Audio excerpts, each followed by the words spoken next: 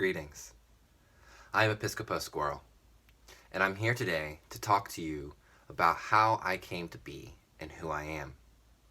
But before I can talk about who I am, I must first talk about who I am no longer. You see, although my legal name is Ypyskypo Skwyrl, I was born to a different name, a given name. After many tribulations, many inward travels and meditations, deep reflections through many experiences, I realized that everyone, the military, society, my family, my friends, all were telling me how to act, how to dress, what to look like, who I was. And so it was at this point that I took on my own name in an attempt to take my own life back into my own hands. So to begin, when I was young, around 8 years old, I survived being raped by a friend. This instantly locked me out of myself. I only knew fear and pain, anger, hatred. I only knew the darkness of life. And although my mother and my brother and my sister, they loved me, I didn't really understand that love because I was locked out of myself. And my mother wasn't really around to teach me how to be all the time. In fact, she worked long hours to provide our family with a good life.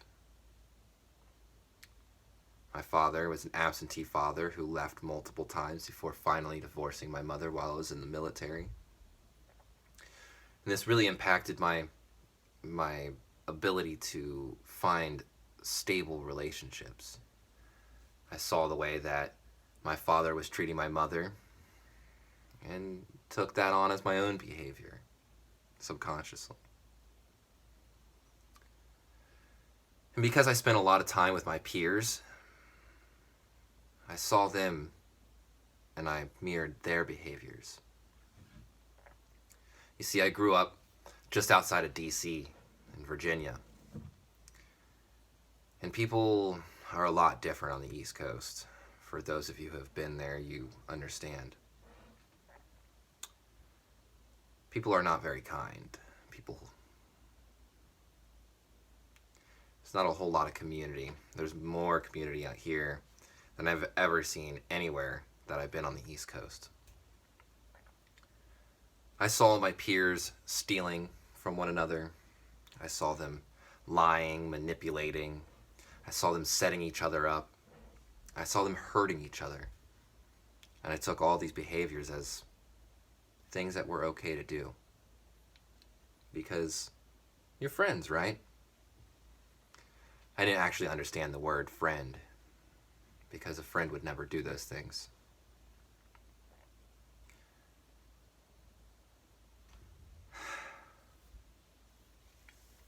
So I went through many experiences of that. I'm sorry, it's really hard to talk about this stuff.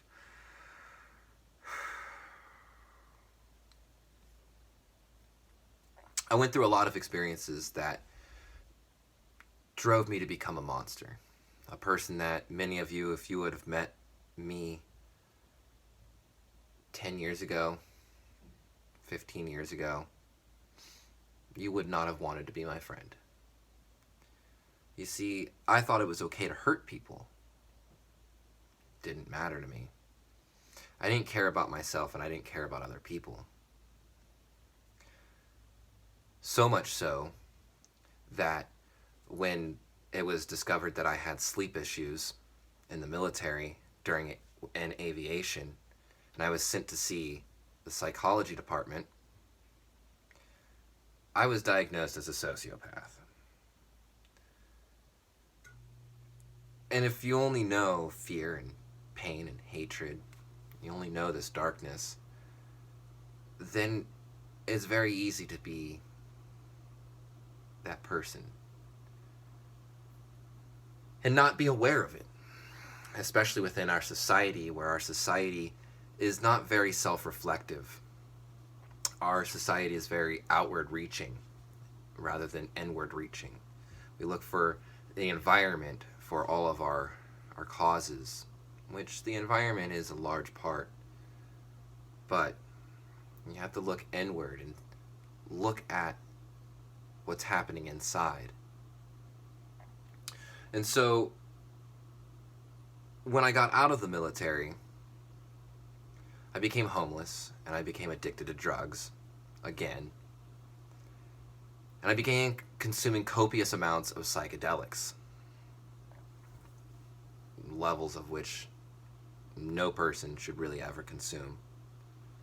I was more concerned about taking drugs than I was about eating. I would go days and days without eating while still finding money to get drugs. And after one experience with dimethyltryptamine, one of the most potent naturally occurring psychedelic compounds, also an endogenous chemical within the human body, after an experience with this wonderful compound, I had a friend telling me a story about themselves where I could feel everything inside myself as though it was my own story. And I was so confused why my friend was telling me a story about myself. I couldn't comprehend. And the story finished and I didn't say anything. And it continued to happen over the next several days. Whenever someone would tell me something, whether it be positive or negative, I began feeling all of these things throughout my body and was so confused. This barrier that separates the self and other was dissolved inside of me. And I was taking everything on as though it were my own. And I understood it as my own. But at some point, I had a moment of clarity when I realized, wait, these are other people's feelings. These stories aren't my stories. I've never had this experience. I know for certain I've never had this experience. This is empathy. I am feeling and relating to this other individual on an emotional level. And it was at that point where I became a completely different person. I was able to sell a car to a blind person. I could do anything. I was manipulating everyone around me up until this point. Because I didn't care. I didn't care about other people. And once I had this realization, I stopped being able to sell anything. You see, I was making jewelry, and I was doing great up until this point, selling my wares. But at this moment, every time I'd go to sell something, I stopped being a salesperson. I stopped trying to sell things. I would display my items with the intent that if someone so desired one of my pieces, that they would purchase it. That if it called to them so much that they wanted it, that they would purchase it. I didn't need to convince them to purchase it. It's not necessarily how it works, come to find out. A lot of sales definitely are just, bullshitting and convincing someone to buy something they don't really want or need. But if you're not there to sell your things, well, I found out you don't really make a whole lot of sales.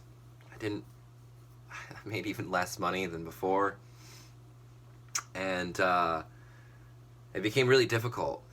And so it just became difficult to sell things because I didn't want to hurt people. I no longer wanted to be this person that I had been for so long. And so I constantly was reflecting on who I was and what I was doing. And when I moved out to the West Coast, well, so first I ended up losing my mind, and upon losing my mind and trying to kill myself, because I just had it. I had lost everything. I lost everyone that loved me. It felt like my partner that I was with became or went to be with one of my best friends at the time. My car broke down. I was homeless. I was in debt, and so I tried to kill myself. And I'm glad I survived that. But upon waking up the next day, I decided to go to the mental hospital, and so I didn't really tell a whole lot of people except for my close family, and so I started signing all of my art as Secret Skwyrl because I was secretly nuts. And so when I came out to the West Coast, I began organizing protests and doing a lot of online activism, and so the moniker Secret Skwyrl stuck. And so I stuck with that name, Secret Skwyrl. And people started calling me Skwyrl, Secret Skwyrl, and SS. And so I had a falling out with the group of organizers that I was putting together protests with, and decided to jump in an RV and take a spiritual quest and just travel the West Coast. And at that point, I changed the spelling of Skwyrl to Skwirl, putting we in there to say that I worked for not any singular nation, but for everybody. And it was at this point that I found the religion of Discordianism. Discordianism is a religion which veneers the Greek goddess Eris, the goddess of strife, discord, and chaos. And it's very closely related to Taoism and has a lot of similarities to it. If you're interested, ask me sometime and I'll go more into that. But a high priest of the Discordian religion that branches away from the two main bodies of thought to create their own cabal is known as an Ypyskypo. It's spelled Episkipo.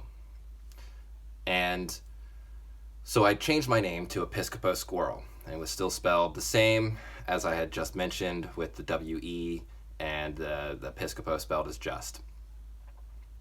And after some time, I ended up having a philosophical conversation with an individual who told me I needed to become more wise. And so I then changed the spelling of my name to include nothing but wise.